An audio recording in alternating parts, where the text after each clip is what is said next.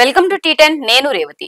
మొత్తం మీద ఈసారి బడి జట్టులో మధ్య తరగతి కింది తరగతి వాళ్ళను బాగా పట్టించుకున్నారట కదా ఏదన్నా అన్నాడు నర్సింగ్. పక్కనే ఉన్న దామోదర్ అడిగాడు, బడి జట్టు ఏమిటి నర్సింగ్ అన్నా అన్నాడు. అదే అన్న, ఆర్థిక మంత్రి పార్లమెంట్ లో పెద్ద స్పీచ్ ఇచ్చి ఎలా సంపాదించాలి, ఎలా ఖర్చు చేయాలి అని సూట్ కేసులో పేపర్లు పెట్టుకొస్తారే, ఎందుకన్నా నవ్వుతున్నావు అన్నాడు నర్సింగ్ అమాయకంగా. దాన్ని బడ్జెట్ అంటారు నర్సింగ్ అని చెప్పాడు దామోదర్. ఇద్దరి మాటలు వింటున్న యాదన్న అందుకొని, మన నర్సింగ్ చెప్పిన దానిలో తప్పేమీ లేదు దామోదర్, లోతుగా చూస్తే ఎవరి బడి వారికుంది.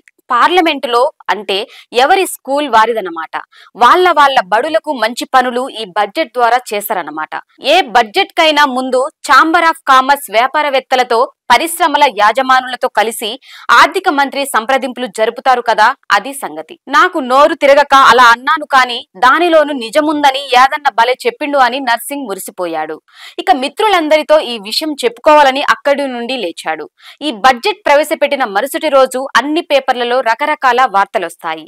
మధ్య తరగతిని లెక్కలోకి తీసుకున్న ప్రభుత్వం అని ఒకరు, ఉన్నోళ్లకే మళ్లీ పెద్ద పీట అని ఒక పేపర్లో, అందరినీ ఆదరించిన బడ్జెట్ అని ఒక పేపరు, ఇలా ఎన్నో వార్తలు. అసలు ఏ పద్ధతుల్లో ఎలాంటి ఖర్చులు చేస్తారు, ఏ సరుకులు వస్తువుల ధరలు తగ్గుతాయి, ఏవి పెరుగుతాయి, రూపాయి రాక ఎలా ఉంటుంది, రూపాయి పోక ఎలా ఉంటుంది అన్న విశ్లేషణలు ఉంటాయి. ఇక నిజాలు మాత్రమే నిక్కర్సుగా రాసే పత్రికలు ఇది కార్పొరేట్ల బడ్జెట్ అని, ఇది మామూలేనని రాస్తాయి. ఈ రాతలు కూడా మామూలే, మేము అవన్నీ పట్టించుకోమని ఈ ఆర్థిక పద్ధతులు ప్రవేశపెట్టే వాళ్ళు అంటుంటారు. ఇక ప్రధాని ఎవరైనా సరే మా ఆర్థిక మంత్రి ప్రవేశపెట్టింది అభివృద్ధికరమైన బడ్జెట్ అని అనడం, తరువాత రాష్ట్రపతి తనకు రాసిచ్చిన ఉపన్యాసం చదువుతూ ఇది దేశాన్ని ముందుకు తీసుకుపోయే బడ్జెట్ అని మాట్లాడడం కూడా మామూలే. వీళ్ళంతా కూడా అసలు అంబేద్కర్ మహాశయుడు, ప్రజల పార్టీలు దీనిపై ఏమి చెప్పారు అని ఒక్కసారి చూసిన పరిస్థితి ఇలా ఉండదు.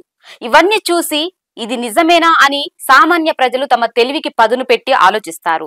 ఏముందిలే, కొత్త సీసాలో పాత సారా అని కొందరు పెదవి విరుస్తారు. ఈ బడ్జెట్ మన బ్రతుకుల్ని బాగు చేసేదెప్పుడు, ఏ బడ్జెట్ చూసినా ఏమున్నది గర్వకారణం అని కొద్దిగా కవిత్వాన్ని కలిపి చెప్పేవాళ్ళు ఉన్నారు. కొందరు కవులు కూడా తమ వంతు బాధ్యతగా ఆర్థికాంశాలతో కవిత్వం రాస్తారు. ఇక కార్మిక, ఉద్యోగ సంఘాలు అసలు ఇది ఎవరి బడ్జెట్ అని సదస్సులు పెడతారు. విద్యార్థి, యువజన సంఘాలు కూడా తమ వంతుగా ప్రచారాలు చేస్తుంటారు. అసలు అక్కడి నుండే కదా ముందు తరం తయారయ్యేది. అందుకే విద్యకు, వైద్యానికి ఈ బడ్జెట్లలో వేసే పీట రోజు రోజుకు చిన్నగైపోవడం గురించి వాళ్ళు చెబుతారు. వాటికి ఇన్ని కోట్లు కేటాయించామని ప్రభుత్వాలు చెబుతారు, కానీ మొత్తంలో వాటి శాతం తగ్గిపోవడం మనం చూస్తూనే ఉంటాము. చెప్పేటోళ్లు చెబుతూనే ఉంటారు, రాసేటోళ్లు రాస్తూనే ఉంటారు, కానీ ఎన్నికల సమయంలో ఇవేవి ప్రజలకు గుర్తుండవు. అందుకే వాళ్లకు సరిపోయే బడ్జెట్లు ఇంకా రావడం లేదు. ఎప్పుడు ప్రజలను ఏమీ అనకూడదు, ఎందుకంటే వాళ్లకు అర్థమయ్యేటట్టు చెప్పడం లేదని కాదు, కానీ అర్థం చేయడం చాలా చాలా ముఖ్యం. వాళ్ళ నుండే ప్రజల్ని బాగు చేసే నాయకులు వస్తారు. మరి పునాది వాళ్ళ నుండి ఉంటే కానీ తాము కోరుకున్న సమాచారం రాదు. ఇలాంటి బడ్జెట్లు ఎన్నో వస్తూ పోతూ ఉంటాయి ఎన్నికల్లాగా. అంతర్లీనంగా మార్పు అనేది కొద్దిగానైనా వస్తుందో లేదో చూసుకోవడం అభ్యుదయ శక్తులకు ఒక బాధ్యతగా ఉండాలి. ఒక పక్క కొత్త పారిశ్రామికవేత్తలు ఇన్ని కోట్ల రుణాలు ఇస్తామంటూనే, ఇంకో పక్క బీమాలో విదేశీ ప్రత్యక్ష పెట్టుబడులు 100% పెంచుతున్నామంటారు. వేతన జీవుల వేతలన్నీ ఇక మటుమాయం. మా అక్క అందరిని బాగా చూసుకుంటుంది అనుకునే లోపు పెంచిన ఆదాయం పన్ను పరిమితి ద్వారా ఎలాంటి లాభం లేదని పాత కొత్త ఆదాయపు పన్ను లెక్కలతో సహా ఇంకొకరు పోస్టు పెడతారు. కనీసం ఆనందపడిన సమయం కొద్దిగానైనా మిగిల్చకుండా ఈ వార్తలేమిటిరా బాబు అనుకునే ఉద్యోగులు మళ్ళీ దేంట్లోనో పొరపాటు పడ్డామని కించిత్ నిరాశ పడతారు. ఆశ దోషం అప్పడం అన్నట్లు ఈ బడ్జెట్ ఉందని వాపోతారు. బడ్జెట్ పద్మనాభాలు, రాజబాబులు, రేలంగిలు, బ్రహ్మానందాలు ఎవ్వరూ ఆనందంతో లేరని, నవ్వించే వాళ్ళెవరూ నవ్వుతూ లేరని, దాన్నే తాత్వికంగా బడ్జెట్ అందరు అని ఒక ఆర్థిక స్వామీజీ చెప్పొచ్చు.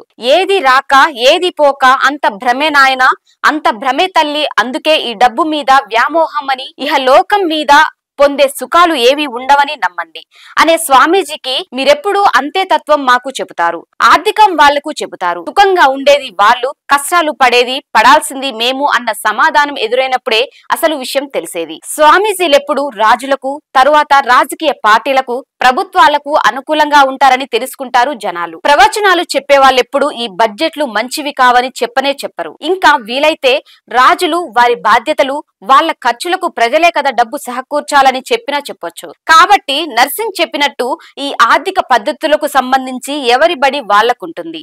ఎవరి బడికి వాళ్ళు సౌకర్యాలు కేటాయింపులు చేస్తూ ఉంటారు. వ్యతిరేక బడుల వాళ్ళు బలోపేతం కావడమే కదా ప్రజలకు కావాల్సింది.